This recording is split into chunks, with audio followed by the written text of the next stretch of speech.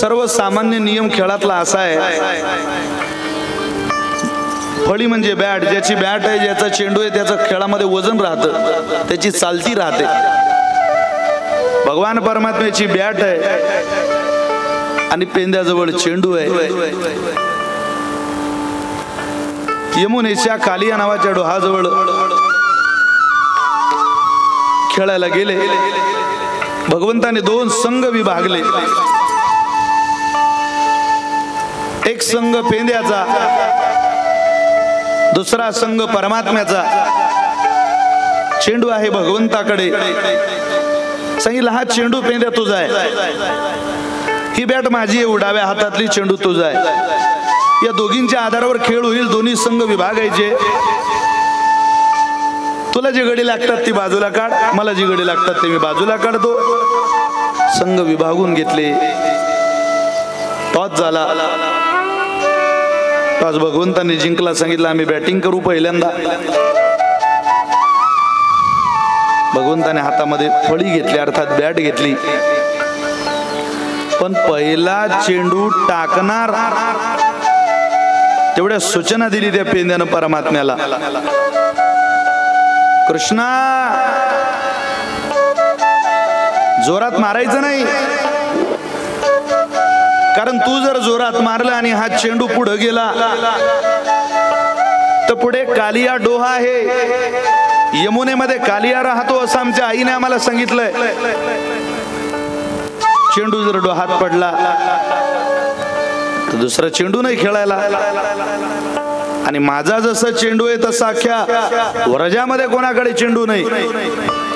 तुला आधी ताकीद देतोय, खेळ खेळायला सुरुवात झाल्यावर जोरात अजिबात मारायचं नाही, उचलून चेंडू मारायचा नाही. बरं बरं, परमात्मा म्हटले हरकत नाही. भगवंत खेळायला लागले. पहिल्यांदा त्याने चेंडू देवाकडे फेकला. देवाने अत्यंत सहजतेने त्याला दिशा दाखवली. दुसऱ्यांदा फेकला, दिशा दाखवली. तिसऱ्यांदा मात्र चेंडू फेकल्यानंतर दानदिशी परमात्म्याने जितकी ताकद आहे, जेवढं बल आहे, तेवढं सगळं त्या चेंडूकडे वळवलं, लावलं आणि तो चेंडू उचलला. आकाशाची भेट घेऊन तो चेंडू खाली आला. खाली येऊन जमिनीवर पडला नाही.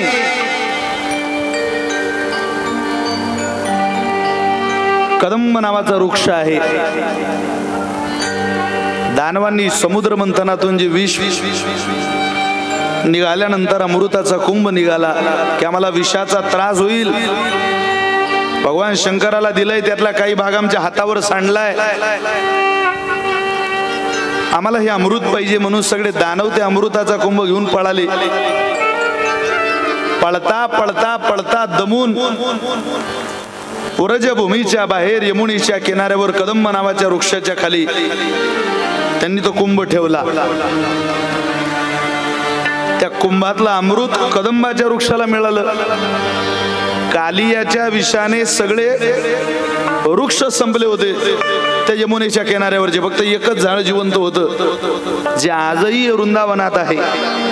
त्याचं नाव आहे कदंब वृक्ष.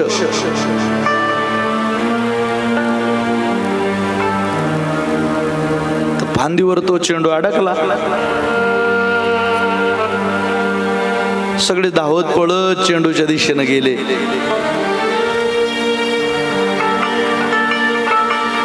पेंद्या परमात्म्याला म्हणतो, मी तुला म्हटलं होतं ना, जोरात मारू नको, जोरात मारू नको. तुझं असं आहे ना कृष्णा, तुझी नजर जे चेंडूवर होती. तुम्हाला एकदा मागे म्हटलं होतं हा चेंडू मला देऊन टाक, मी दिला नाही. मला माहितीये कृष्णा तुझा स्वभाव. तुला वाटलं देत नाही ना, तुला ना मला घाल कुत्र्याला. आपल्याला देत नाही यालाही ठेवायचं नाही म्हणून तू मुद्दाम जोरात मारला. मला माझा चेंडू पाहिजे. भगवान म्हटले, पेंद्या, एक तर मला झाडावर चढता येत नाही गड्या. चढलो तर हे झाड खूप उंच आहे. यदा कदाचित चेंडू आणायच्या नादात माझा पाय फांदीवरून निसटला आणि मी जर या यमुनेच्या डोहात पडलो तर पेंद्या म्हणे तू मेला तरी कबूल, पण चेंडू पाहिजे. बाकीचे सगळे मित्र म्हटले अरे हा काही ऐकायचं दिसत नाही बाबा, मग मला चढता येत, मी चढून देतो. बर उचललं त्याने भगवंताला, दोन्ही हात वरच्या फांदीला, खालून पाय लावले फांदीला, त्या मूळ खोळाला, झाडाला पाय, वरच्या फांदीला हात, लटकलेले परमात्मा. ताकद लावली ऊर्जेने, परमात्मा वरती चढायला लागले. वरती परमात्मा चढल्यानंतर, गोपाळांचा आणि परमात्म्याचा संबंध तुटल्यानंतर, तिथं बाकी गोपाळ पेंद्याला म्हणतात, पेंद्या एकदा चेंडू दुसरा आणता येईल, पण कृष्णासारखा सखा जर यमुनेत बुडाला तर दुसरा कृष्ण मिळणार नाही. बरं, चेंडू 1000 आणता येतील, कृष्ण कुठून आणणार? पेंद्याला वाईट वाटलं, हे खरं आहे. तो म्हणतो कृष्णा जाऊ दे, येऊन जा खाली. अरे दुसरा आणू, त्याला काय आपल्याजवळ काय एकच चेंडू आहे, आपण दुसरा आणू. परमात्मा म्हटले पेंद्या आता असं चालणार नाही. तू म्हटला ना मेला तरी कबूल, आता काहीही झालं माझ्या जीवाचं बरं वाईट तरी चालेल, पण तुझा चेंडू तुला परत आणून देतो.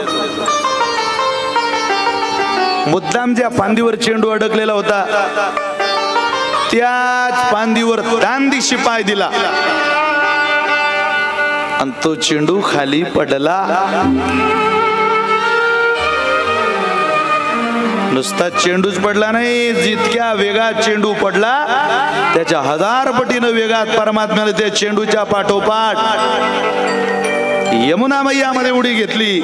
सगळीकडे एकच चर्चा, कृष्ण डोहामध्ये बुडाला, कृष्ण डोहामध्ये बुडाला, कृष्ण डोहामध्ये बुडाला.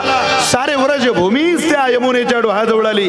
नंदबाबा, यशोदा मैया, सगळ्या म्हाताऱ्या गवळणी, गाई, गोप, गोपी, गोपाळ सगळेच यमुनेच्या किनाऱ्यावर आहे. पेंद्याकडे आले, विचारता पेंद्या कसं घडलंय? खेळत होते यमुने काठी चेंडू फळी झाडा, खेळत होते यमुने काठी चेंडू फळी झाडावर. चेंडू गेला गगनावरती काना घेत तसे धाव. चेंडू गेला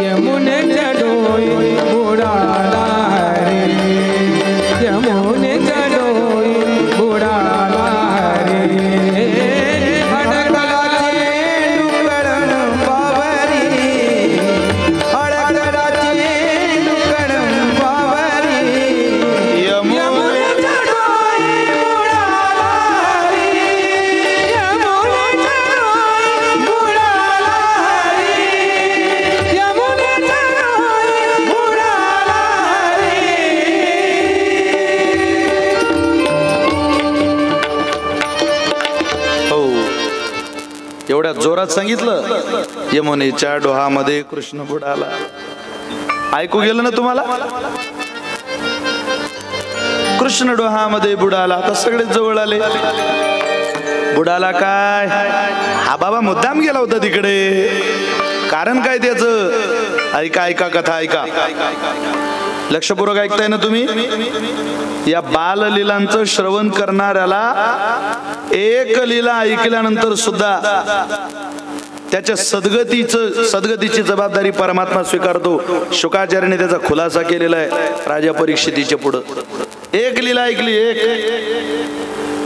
तरी मनुष्याचा उद्धार करतो परमात्मा का त्याच्या लीला आनंद देणार आहे म्हणून बाललीला या किती काळ आहे का आनंद देणार आहे समाधान देणार आहे परमात्मा आत गेले कालियाच्या 2 पत्न्या झोपलेल्या होत्या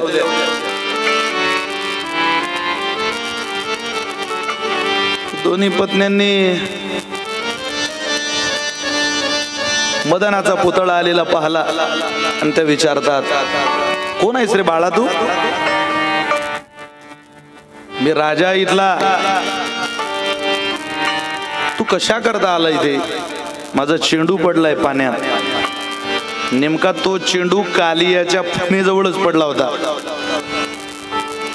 त्या कालियाच्या पत्न्या म्हटल्या अरे आमचा मालक विषारी आहे आपल्या नवऱ्याकडे किती विष आहे हे बायको शिवाय चांगलं कोण सांगू शकते हो ते जागा करून देता आम्ही त्याच्या बायका आहोत विषारी आहे बाबा तो ते वरूनच दिसायला चांगलं आहे त्याचं कोवळं कोवळं शरीर जशा माहेरी गेल्यावर बायका सांगता तिकडची माहेरीची बाई म्हणते सुरेखा काय तुला घर भेटलं चांगलं ती म्हणते आत्या जाऊ दे बापा वरूनच बरं आहे ते नाही ग असं बोलू नको किती तुझा नवरा शांत आहे शांत तुम्ही काय पाहिलं माझ्या नवऱ्याला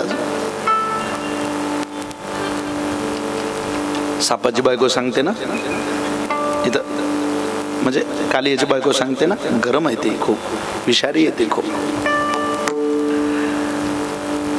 तू एक काम कर तुला चेंडू पाहिजे ना तो म्हणे हो तू निघून जा आम्ही त्याच्या नकळत तो चेंडू तेवढा काढून ठेवू तुला देऊ तुम्ही काय कमकोत समजतायत का मला परमात्मा म्हटले माझा चेंडू आहे मी घेईल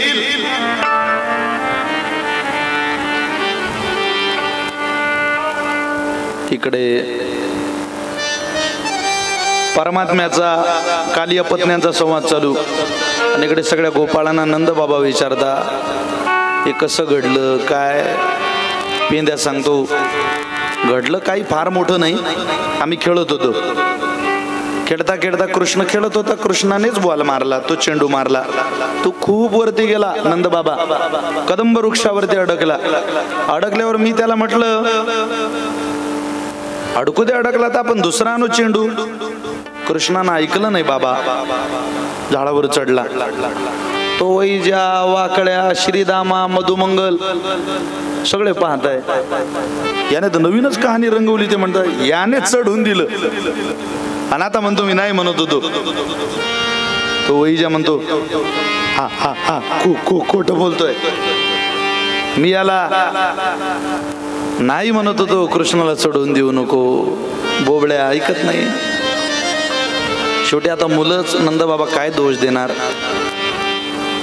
मुद्दामच परमात्म्याने धक्का लावला कालियाला तुंबड युद्ध झालं विराट स्वरूप परमात्म्याने धारण केलं कालियाला परमात्म्याने नाथला त्याला सांगितलं इथं राहायचं नाही कुठं जाऊ आमचा वंश तो गरुड वाढू देत नाही आवाज कमी झालाय त्या गरुडाला तुम्ही सांगा आमचा वंश वाढला पाहिजे परमात्मा म्हटले मी तुला वचन देतो गरुड तुला त्रास देणार नाही पण माझ्या प्राण्यांकरता पशूंकरता गायींकरता हे पाणी मला स्वच्छ हवंय तुम्ही इथं थांबायचं नाही कालियाच्या पत्न्याने आशीर्वाद दिला परमात्म्याने त्याला झोकवलं आणि त्याच्या फणांवर देव उभे राहिले नागाच्या त्या फणीवर आला नाचत श्याम मुरारी नागाच्या त्या फणीवर आला नाचत श्याम मुरारी मुरलीचा स्वर ऐकून हरी त्या आनंदल्या नरनारी मुरलीचा स्वर ऐकून हरीच्या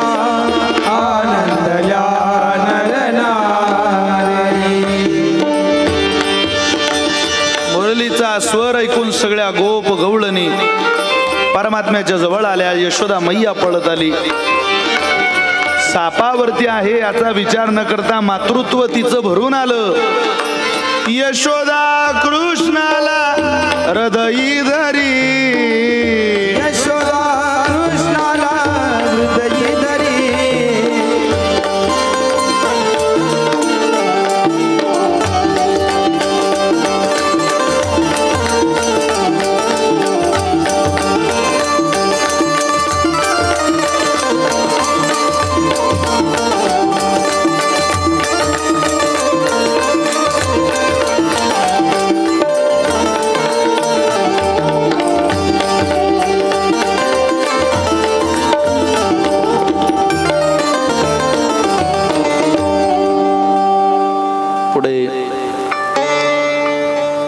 आता हे गोपाळ सगळे एकाच ठिकाणी होते. तो साप पाहला, परमात्मा पाहला, तोवर त्यांना आनंद वाटला. पण साप पाहिल्यावर कोणी झुडपाच्या मागे लपून राहायचं, कोणी झाडावर चढायचं, कोणी आईच्या पदरात लपायचं. 5-7 गोपाळ एका झुडपाच्या मागे होते झाडाच्या. म्हटलं किती मोठा हाऊ आहे रे हा. बघ कृष्णाने आणला. वैजा, वाकड्या, श्रीदामा, तिथं पेंद्या होता. त्या वैजाने वाकड्याने लात मारली त्या पेंद्याला. त्या झुडपाजवळून तो बाजूला फेकला गेला आणि सरळ परमात्मा उभे होते नागाच्या पानांवर. भगवान श्रीकृष्णाने पेंद्याला पाहिला, आवाज दिला, पेंद्या इकडे इकडे, तुझा चेंडू घेऊन जा. तो म्हणतो घरी देऊ, घरी घरी घरी नाही नाही इकडे. चेंडू करता पाठवलं आणि घरी देतो म्हणतो. पैजा वाकड्या म्हणतो जा आता, चेंडू पाहिजे ना तुला, घेऊन ये. तो पेंद्या म्हणे चेंडूच्या नादात इतका मोठा साप आहे हा, त्याच्या जवळ जावं लागेल. कृष्णाचा काही भरोसा नाही. पण त्या सापाने आपल्याला जर चावलं, आपण एकुलते एक आपल्या आई बापाला काहीच करता. पण आता हा बोलावतोय, जावं लागेल. एक एक पाऊल टाकत टाकत टाकत टाकत पेंद्या जायला लागला भगवंताच्या दिशेने. इतका घाबरलेला होता की यमुनेमध्ये पाय द्यायच्या अगोदरच पेंद्याची चड्डी ओली चिंब झाली होती. भीतीच तितकी सापाला पाहून. पाण्यात गेला आणि त्या सापाला हात लावतो. आता काय करणार होता तो? त्याचा मालक वरती बसलेला आहे, वश झाला राजा. बघ काय करी प्रजा. राजाच्या ताब्यातली प्रजा काय करू शकते? सत्ता राजाची आहे. इथं तर जगाच्या मालकाची सत्ता त्या सापावरती आहे, कालियावरती आहे. नुसतं चेंडू घेऊन मुकाट्यानं निघाला नाही, हा त्या फणांवर जाऊन उभा राहिला पेंद्या. आता 5 फणांचं ते बॅलन्स कमी जास्त व्हायला लागलं.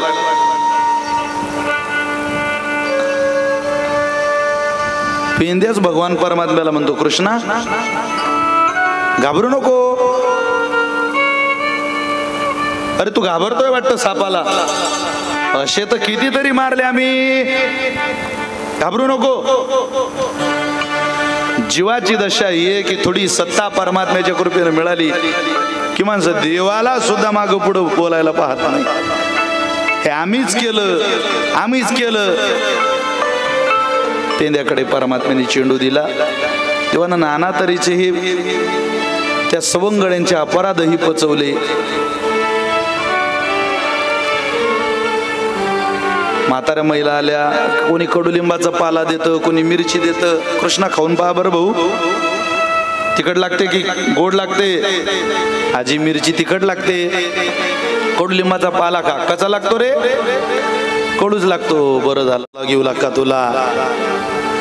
आता अमृताचा कुंभ आहे परमात्मा, त्याला एवढंच विष काय करणार आहे? कालियाची आरती केली सगळ्यांनी, त्याला नमस्कार केला आणि कालियाला मात्र प्रेमाचा निरोप त्या ब्रजवासियांनी त्या ठिकाणी दिला. मधुर रसातली